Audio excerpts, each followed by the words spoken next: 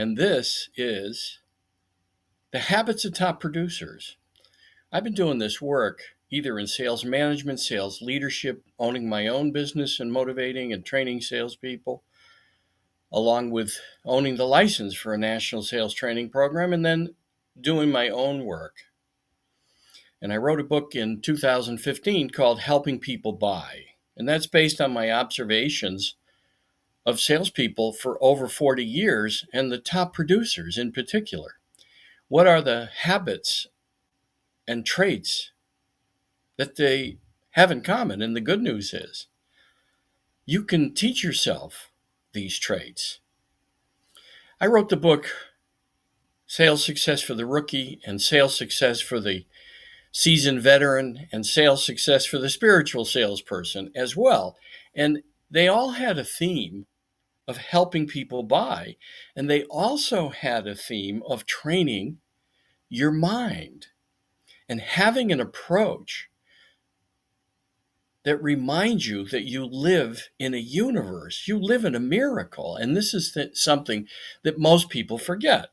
So the basis of my work is spiritual as well, because what I want people to do is not have a certain belief, but to have a belief in a higher power, something larger, much, much larger.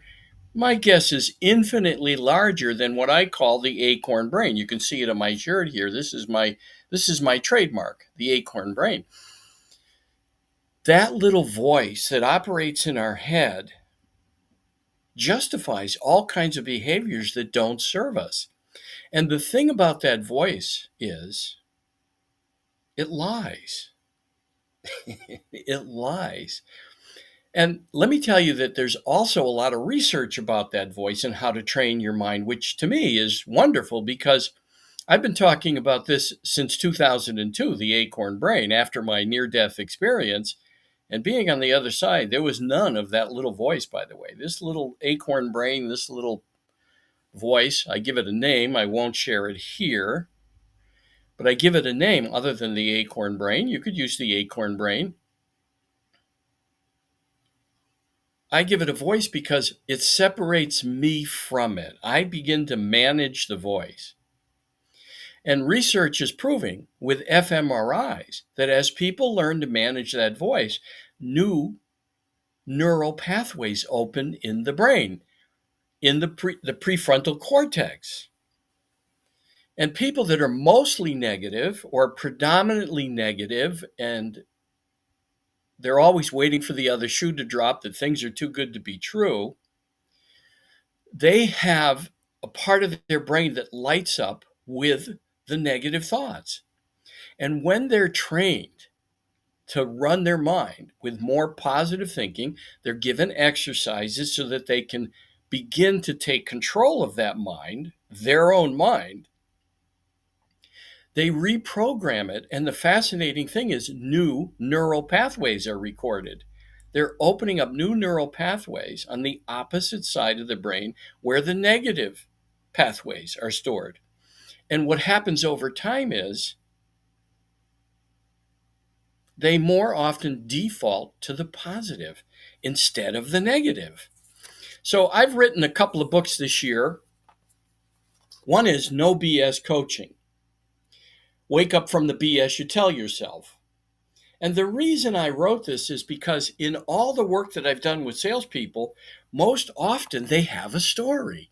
They have a story about the boss that held them back, the company's not working so well for them, customers are not buying from them because, well, they're probably getting kickbacks from their current supplier, or they just don't like me. I've had clients tell me that they thought for sure they had done something wrong with a client they hadn't heard from in a while. And they would occasionally check in. And when they finally said what I suggested, which was, hey, I'm feeling like we did something wrong, that there was a failure in our service and that you're no longer interested in doing business with us, they got a return call in a short period of time where the client said, no, we just haven't had the kind of work that suits for you. In fact, I'm glad you called because we have something coming up. We're not unhappy with you at all. In fact, We love the work that you did for us. We just didn't have anything that was suited for your company. And they ended up getting over $200,000 worth of work from that company. My point was, it was a BS story they were telling themselves. They thought for sure they were right, that they had upset the client. So it was a good thing that they were reaching out, but they were afraid to say what they were feeling. And that's a trait of top salespeople. When they feel something, they're paying attention to their body. They're grounded. They're authentic people. And if they feel they've upset someone, or if they feel anything, they find a way to say it. And so you have trillions of receptors, your cells. And when you sense something, it's important to find a way to say it. And you can practice that at home. That's the good news, or at work with coworkers, because we're always feeling something. Then the other key that neuroresearchers and neuroscientists are discovering, that up until the age of 35, the brain automatically remembers every emotion, every response you've had to every person and every situation. And what happens is it begins to take over and automatically respond. The automatic thought that leads to an automatic response, more than 95% of the time, are not the best option. They're not the healthiest choice. And I can tell you that for me and for all the people I've worked with, hey, listen, we've all had things that seemed like a good idea at the time and we did them. We have to chuckle, laugh at ourselves, get over it. The past is gone. When you're in the past, you're the only one there. So the key is to know and understand how the brain works. Dr. James Doty wrote the book Mind Magic, and he is a neurosurgeon, became fascinated by the brain and how it worked because he was operating on brains. And then he became a neuroresearcher, where he discovered that, in fact, we're storing things in our mind, gathering evidence to prove they're true, which is, again, that's the BS story, right? We're gathering evidence to prove it's true, despite any evidence to the contrary. So he said something simple for you to get and understand this, how the brain works. He said, think of the brain in terms of 100%. 10% is what we need daily to operate. Meet our appointments, book new appointments, get up and get dressed, shower, eat, the things, drive, the things that we need to do daily. Then he said, think of the remaining 90% this way. Half of it is 45% is unconscious. So it's growing our hair, for some of us, our nails, watering our eyes, replacing all our cells, beating our heart. Wait a minute, let me make sure. Okay, heart, beat. We don't have to do any of those things. It's automatic. The remaining 45% is your subconscious. And he said it's very simple to think of your subconscious this way. Think of it as a file system and a bloodhound. Anything you put in the file system, the bloodhound goes searching for evidence that it's true and disregards any evidence to the contrary. So it's like we gave a bloodhound my shirt here and said, go find Steve. The bloodhound would disregard any scent other than the scent on this shirt. That's how your mind is working when you're telling yourself a BS story. Plus the subconscious storing all those previous reactions, whether it was anger, sadness, frustration, anxiety, feeling blue, frustrated. What happens is your brain, after the age of 35, starts to go into automatic mode. Much like driving. Think of it this way. When you first learned how to drive, you were nervous, trying to make sure you got everything right. I can tell you, at least for me, when I make the trip, for example, to go to New England and I'm on the road for 6 hours or more, there are times where I wonder for a second, hey, who the heck just drove for the last 5 miles? It happens automatically. I kept my distance. I was aware of my speed. It's just that I wasn't conscious about every little thing going on the road. The subconscious took over. That happens in your life if you don't take charge of reprogramming your mind. Joe Dispenza calls it reminding yourself. It's a lot of great stuff on YouTube. My work helps people recognize what they're focusing on and what they're feeding. Because if you feed a BS story, let's say you have a story about someone you work with, or your boss, or the company, and you're complaining in your mind about the company, you're going to set that bloodhound off looking for evidence that you're right. And it disregards any evidence to the contrary. And you're walking around with a complaint, and it's a BS story. It holds you back. Top producers take control of their mind. Now, it's a journey. I'm going to tell you, I've been doing this for a long time, over 25 years, training my mind, retraining my mind, and it's something I do daily. I call it going to the neuro gym. 10, 12 minutes a day during different intervals, I take a break to pay attention to what I'm focusing on, what I'm feeding. And when clients come to me and they're stuck for some reason, or stuck somewhere, or they're not having the result that they desire, I ask them to tell me what they're focusing on, because what you feed or focus on grows. It's the law of the universe. Anything that gets fed in the universe grows. Some things are fed by energy. Some things are fed by opposites, electrons, positive and negative. They attract each other, and then joining together, they feed each other. What you're putting in your mind is feeding a future. And what doesn't get fed withers and dies. So I work with people about when they tell me what's showing up in their life, we go back to see, all right, wait a minute, how did you create this? So top producers are also accountable for any part of their life, and especially the messes, because here's what I tell people: be grateful for the messes you've created, because it shows you the power you have to create if you take accountability and responsibility for it. Now, the other place that can tell you, be an indicator that you're telling yourself a BS story, is a tale of woe. You're a victim. You're telling people about what's happening to you. And this is a clue for top producers.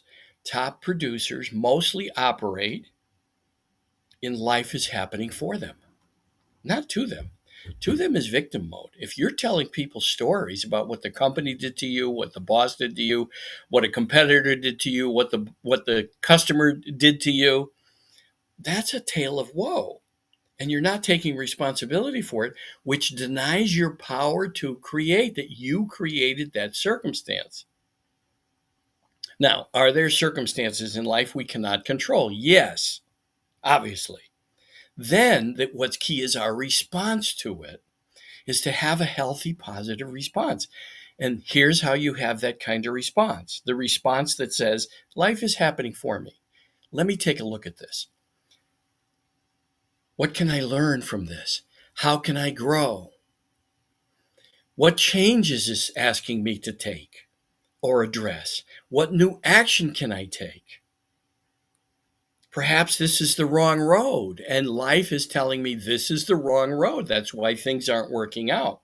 That's up for you to decide. It's up to you to decide. And that happens by sitting with it, asking these questions, instead of having a tale of woe. So they manage their mind. And there's a lot of facets to that. And how to train your mind, I have that in the next book I wrote as part of the series, How to Train Your Mind, written by a dragon.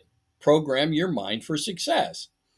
Now, written by a dragon, I was born in the year of the dragon in Chinese astrology. So I took some license and said, okay, well, I can say that. Written by a dragon. So managing your energy, you're putting out positive energy, and people are attracted to you. You're attractive as a salesperson because you're not pushing. You're not focused on your goals. This is top producers. They get this. They're interested in how they can serve others.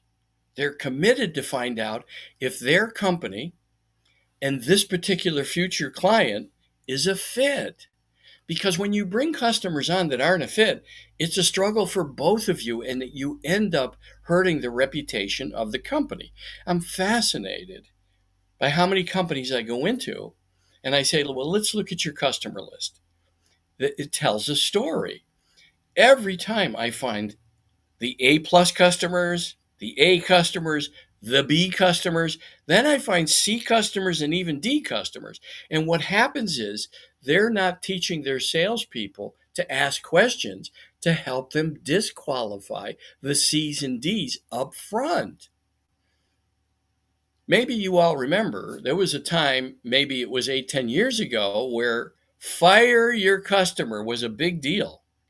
People were talking about it. Fire the customer if they're not profitable. Here's what I say: disqualify them up front so you don't have to have that uncomfortable conversation. And there's ways to do it. Some of those conversations lead to, hey, Mr. Customer, I don't want to upset you, but I'm getting a sense that we really wouldn't be able to help you with this, that we're not a fit for you. That's the way you say it. And the customers will say, well, what do you mean? What do you think is not a fit? Then you get to tell them, well, I wouldn't be able to say yes to what you're asking. Here's what I could say yes to. Now, you never said the word no. By the way, that's William Ury, his theory, The Power of a Positive No. He wrote about it. You can get the book. He's a very famous Harvard-trained negotiator, has negotiated all kinds of things: peace treaties, war conflicts, and business conflicts. And one of the things he teaches is you don't say the word no. You say it this way: we wouldn't be able to say yes to that. And that's how you end up in a dialogue with clients who work to become a fit. They want to understand how you do business, what makes you most profitable and productive, because that's going to be a good fit. A lot of salespeople don't do that because they're focused on their goal. It's their goal. It's about them. And people can sense that. I call that commission breath, and it stings. Helping people buy means you're naturally curious and you develop your curiosity. And smart sales leaders and business owners help salespeople craft questions and educate them about the customers that are the best fit and how to find them. And that comes with training, whether it's mine or anyone else's. That's something to ask about. Does the training include coaching? Does it include detaching from outcomes and understanding that? Does it include being authentic, helping people buy, developing the questions that will find the fit for both of you? It's a two-way street. There's a lot of one-way streets. I live in New York City. There's a lot of one-way streets in New York City. Sales is a two-way relationship. And you want to have a dialogue with people and reveal how authentic you are, that you are there to serve them and help them. And if not, you'll tell them. Maybe even you have a few people that you can refer them to if there's companies that are not a fit for you. You might have competitors that are better at serving that particular market. I don't know anyone that has 100% of the market, that they sell everyone. Every time I've gone into a company, there's always customers that they could have disqualified up front or done a better job of training them up front about what you expect, what your expectations are. So top producers are helping people buy. They're curious. They understand the fit and know how to find the fit, and they know how to say, we wouldn't be able to say yes to that. Would you like to hear what we could say yes to? That's a great way even to negotiate pricing. Other thing about top producers is they're disciplined. So they have a schedule they keep, especially if they're new in sales. They've got a certain amount of time they're doing cold call maybe, and maybe it's even door to door. When I got into sales, it was door to door. business to business supplies. And there, for example, in business to business supplies or even in software, I don't care what you sell, chances are they're already buying what you're selling. So I talk about becoming the master of the obvious. I know you're already buying what we sell. You have to have an ERP program or you have to have a CRM. Maybe they'll tell you they don't. Well, that's great. But most people are already buying what I sell. So I want to talk first about whether or not you want to consider a new option. If they say, sure, we'll consider it. Well, how do you feel about change? Most people are afraid of change. Well, we've had some difficulty changing in the past. Okay. In the past, what happened? Have them tell you the story. And what's going on today? Have them tell you the story. You're looking to hear that they're emotionally invested in making a change. Well, we've had a lot of problems. We've got to constantly talk with their support team.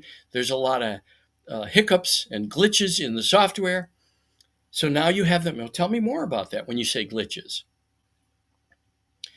When it comes to the future, let's assume you make this change. What would you like it to look like? What would you like the experience to be like? Because what you want to understand there is, do they have unrealistic expectations about software or about you as a business to business supplier?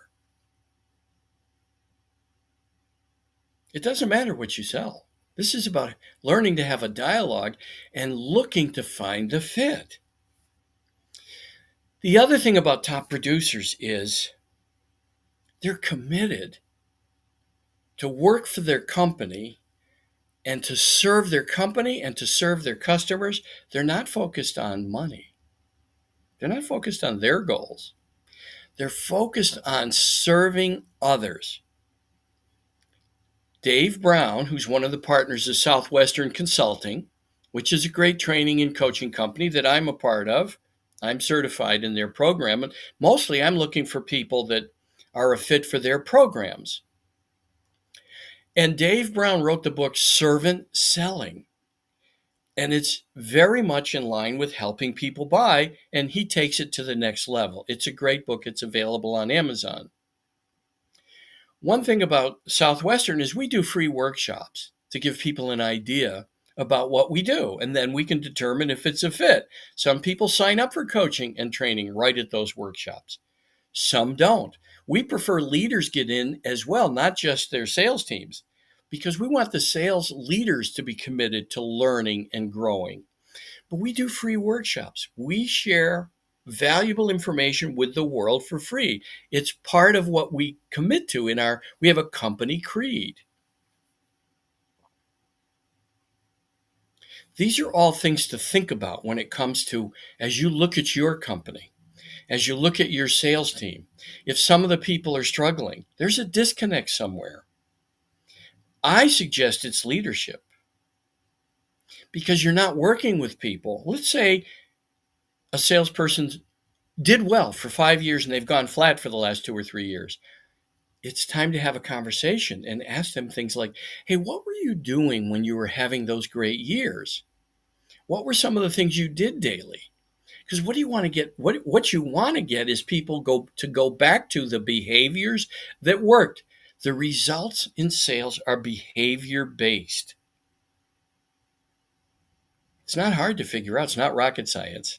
I had someone I worked with that used to always say that. So that's the way that you can help people win. Sometimes I talk to sales leaders, and even in today's modern world, they're still pushing people. I call it whipping the ox. When I listen to them, I'll say, it sounds like you guys are whipping the ox around here, not pushing the cart. Just think about that. You want to be pushing the cart. You want to have an energy that talks about helping people win and be successful. Now, are there going to be people that will fall out of that chute? Yes, there will be. Some people, don't forget, they're creating their world with their thinking. They're so stuck in BS stories and have a reason why they can't produce that they don't get out of their own way. You can't help that. You might be part of the lesson. By losing the job, they might say, wait a minute. Finally, they might wake up and say, this is the third job I lost. Why is that? What am I doing that needs to change? How can I learn and grow from this experience? And then maybe they can work on training their mind. It's important. I don't care if you buy the books or not. I give information for free. I've got all kinds of stuff on Vimeo and YouTube and LinkedIn. I like to give people information to win. Now, I've had clients, by the way, for 10, 12, 15, 18, 20, 25 years, clients that are still with me. And I've seen their sales and their own results and their personal lives grow to an extent of where they amaze themselves. They've gone beyond anything they've imagined up here, which is another trait of top producers. They're constantly visualizing their success before it comes, and they feel it inside their body. They're excited before it shows up because they know it's on the way. This or something better, I ask them to say. This or something better. I met a young man many years ago who he couldn't write down to $100,000 a year. He couldn't write it down. He was young, so he was afraid to say to an older guy, I want to make $100,000. Now, this goes back a long time ago. $100,000 was a good living 25 years ago. When I finally got him to declare that, the next year he made over $200,000. The year after that, to over $250,000. Then a few years later, he told me he wanted to become a CEO. 3 or 4 years later, he was a CEO, and I've been helping that company for as long as he's been there, and sales have grown. It was a struggling company, and it continues to grow every year. And they've made, as partners and employees, have made some wonderful incomes because they're continuing to work on themselves. They're working on their mind. They go to the neuro gym. Now, when we talk about the neuro gym, there's some breaks that you can take every day, a few times a day. Stop, take a breath, and think about what you're grateful for in the moment. Stop and look around. Ground yourself in your body and look around with a new appreciation for the moment. They're in the moment. So their gratitude, they're in the present, and they develop a level of thinking above their thinking. They become the observer. Top producers become the observer of what shows up in their life, not the reaction. So they're saying, oh, okay, so this showed up just now. It doesn't feel comfortable. I'm going to go with it and see what it's here asking me to do. I will address it. They're not going to go home that night and complain about, you want to hear what happened to me today? No, they're masters of circumstance, not victims of circumstance. And that's how an observer looks at things. The observer also notices what triggers them, what gets them activated, so to speak, and where they want to react. And they breathe and say, oh, wow, I want to lash out at this person, or I want to give them a piece of my mind, or I'm frustrated and angry with the company. And they go, wait, why? What is this here to teach me? What is this asking me to do differently? How can I learn and grow from this? They just observe when those old patterns come up. And I can tell you, no matter how much training you do, they do come up. And if you go to the neuro gym a few times a day, kind of like brushing your teeth, some people shower more often in a day, 2 or 3 or 4 times, more often than they even begin to think about working on their mind. I ask those people, say, why don't you take a break from showering for a month, because you're not going to the gym more often than maybe once a month. The neuro gym, they're not working on their mind. Well, they do not even want to consider not brushing their teeth for a month or taking a shower for a month, but yet they don't work on their mind. They believe their thinking. And that takes some discipline. That's part of the discipline that top producers have. They continue to work on themselves. They don't think it's a burden to work on themselves. By the way, a lot of people who will never work on themselves, they think it's a burden. Here's what they say. This is who I am. Get over it. No, it's who they've chosen to be. And they continue to feed that. And that's where they hit a level. They never go beyond a certain level because they're holding themselves back. And then they probably have a complaint on Friday night at the watering hole or in the lunchroom at work. They find people who will listen to their tale of woe and then say this, "Oh, you poor thing. Now, wait till you hear what happened to me." The people that are stuck in a tale of woe want to one up themselves. Here, you want to hear what happened to me? Oh, poor thing. Wait till you hear what happened to me. Oh, you think that's bad? Wait till you hear what happened to me.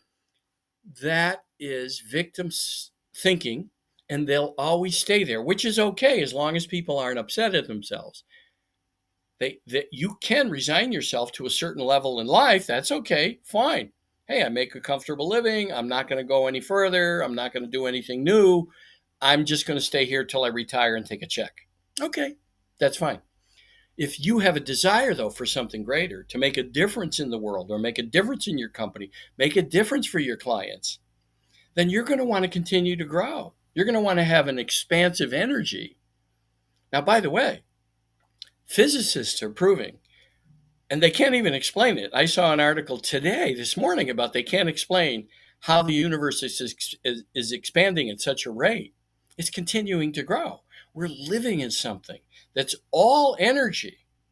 So if you'd like to grow, here's what I want you to do. I want you to start paying attention to what energizes you. Anything that doesn't energize you, see if you can delegate it or hire somebody to address it and do it for you. You can find people that have strengths that will do what doesn't energize you because it energizes them. They love the details. They love to do some of the miscellaneous work that you don't love. But start paying attention to what energizes you and move toward that. Feed that. These are things that top producers do. Now, I'm here to help. So here's how you can reach me. First of all, if you want to get the books, No BS Coaching is on Amazon. All my books are on Amazon. No BS Coaching, wake up from the BS you tell yourself. Very key. And then go into How to Train Your Mind. Again, it's available on Amazon. How to Train Your Mind, written by a dragon, by Steve Lentini. If you want to do that, buy the books. I call it a do-it-yourself coaching program between the two books. Then if you want to email me, it's simple. Steve@stevelentini.com. Steve@stevelentini.com. And I'm glad to help. Now, because you listened to this all the way through, I'll give you a free 2-hour coaching session if you email me. I'm going to tell you, I'm not going to try to sell you anything. If you want coaching at some point in time, fine, you'll tell me. I'll either find you a coach or I'll do the coaching. It depends. We'll have a conversation about that. If you don't want the coaching, don't worry. I'm not going to try to sell you anything. I'm going to give you the free coaching and help you as much as I can to get you back on track and recognizing your power to create, to help you get back to being the master of circumstances and get excited about what's going to come in your life, because it will come. We'll talk about some things that will amaze you. And the beauty is you'll prove it to yourself, because I tell people, don't take my word for anything. You can make your life an experiment, a science experiment, by putting out new energy, committing to changing, and watch what shows up. Now, I have no idea about how to show up or when, because that's not our job in a universe. How and when. Just know you will prove it to yourself if you start to take some of these steps. Again, my name is Steve Lentini. I'm glad to help. You get a free coaching if you email me, Steve. Let me see if we can do this right. Steve@stevelentini.com. Steve@stevelentini.com.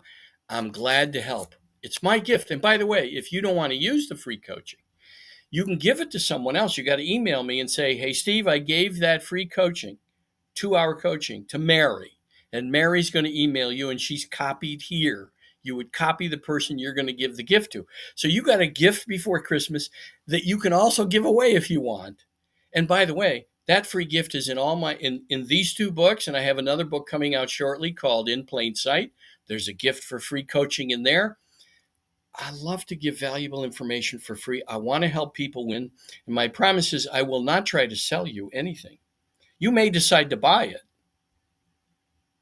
but I'm not going to try to sell you anything. My goal is to help as many people as I can succeed and to gain power over their mind, to start becoming the observer and reprogramming your mind. Remind yourself. All right. I'm grateful. Thank you.